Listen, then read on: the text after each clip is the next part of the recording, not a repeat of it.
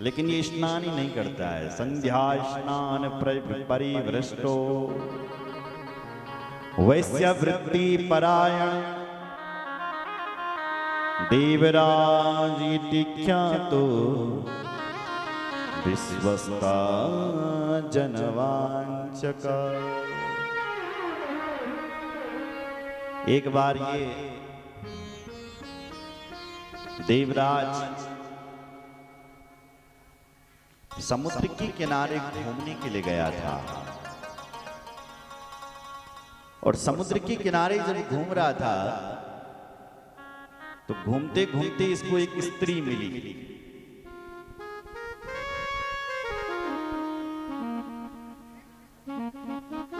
एक देख तड़ागे सा स्नानुं यातो महीसुरा वैश्यां शोभावतीं नाम दृष्ट्वा तत्राति विह्वला।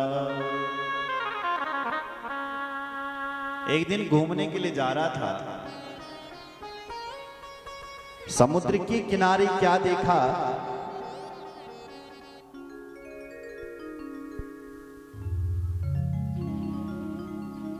देखो साहब, हल्ला नहीं करते हैं, चुपचाप आई और बैठी। और लेना यदि बहुत जरूरी है तो शिव शिव नाम लिए।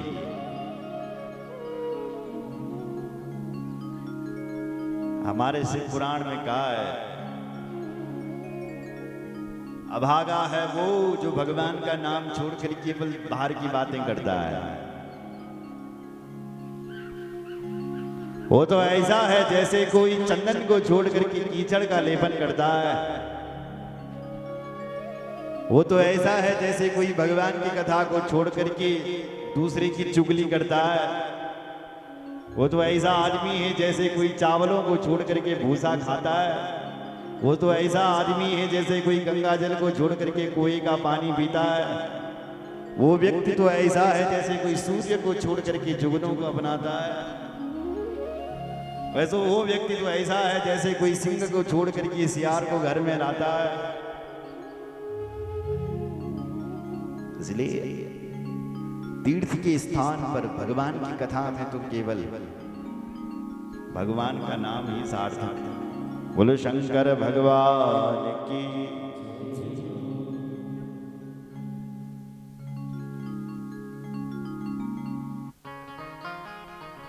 तो एक दिन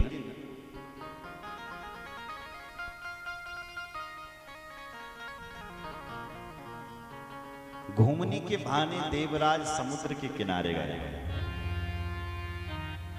और समुद्र के किनारे उसे एक वैश्या दिखी। उस वैश्या का नाम था शोभावती। वैश्यां शोभावती नाम, सौभाग्यवती शोभावती। उस देवी के पास गया ये आदमी देवराज और कहने लगा, देवी हम तुमसे विवाह करना चाहते हैं। तो दोनों की सहमति हो गई और दोनों ही संसर्ग करने में प्रवृत्त हो गए। जब तक देवराज के पास पैसा था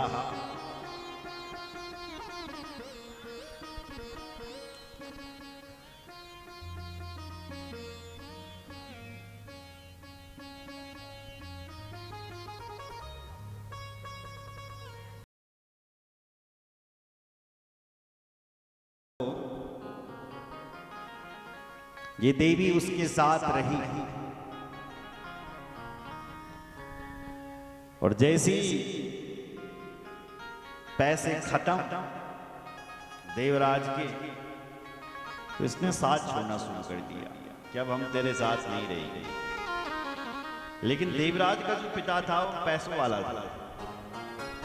तो उसको पता चला इसका बाप पैसों वाला, तो कहा अपने बाप से लेकर गया, झगड़ा करने लगी। जब पिताजी के पास गया पैसे लेने के तो पिताजी ने पैसे देने से मना कर दिया। अब क्या करें, क्या मेरा बाप तो मना कर रहा है। तो इसने धन के लिए अपने माँ बाप की हत्या कर दी महाराज, और अपने हत्या करके फिर वो धन लेकर के आया। एक दैस्याम वसाद रात्रो पितरं मातरं बधूं प्रसुप्तान्यवधीं दुष्टो धनम तेषां तथा हरत। धन के लिए अपने माँ बाप की हत्या करके उस वैश्या को इसने धन दे दिया। लेकिन जब तक वो पैसा भी रहा तब तक वो देवी उसके साथ रही, और जन ही में पैसा खत्म हुए बाबू का, उस देवी ने उसका साथ छोड़ दिया। सुंदर देवी पुराण में कहा है कि संसार में सबसे बड़ा मूर्ख आदमी केवल वो है जिसने पराय स्त्री पर भरोसा किया है। सुंदर एक राजा है जिसका नाम है पूर्वा।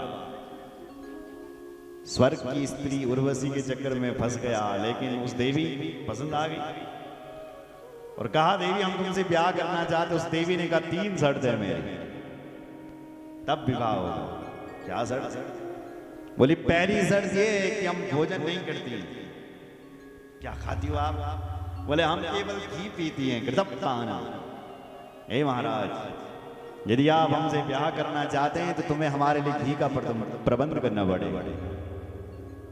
दूसरी शर्त ये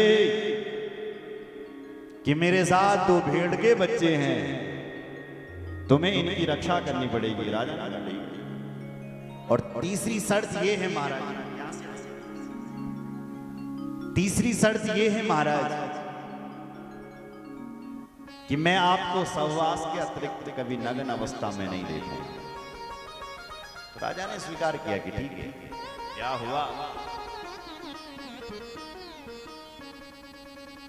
बोलो रामचंद्र भगवान, ब्याह हो गया। लेकिन देवराज इंद्र ने जब पता लगाया कि हमारी उर्वशी कहां चले गई, तो पता चला कि पूर्वा राजा के साथ धरती पर रहे 3 शर्त के साथ। तो इंद्र ने अपना सेवक भेजा और उसके 2 भेड़ के बच्चों को चुरा लिया। राजा नग्न अवस्था में भागा उन भेड़ के बच्चों को बचाने के लिए, लेकिन नहीं बता सका।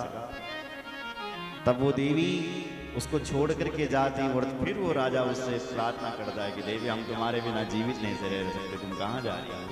तो वो देवी कहती है कि मूर्खो सी तुम ही राजर्षि। हे राजा तुम तो बड़े मूर्ख हो।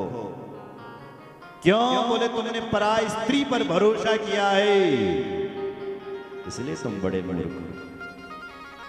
हम यहाँ की नहीं है, हम तो स्वर्ग की हैं।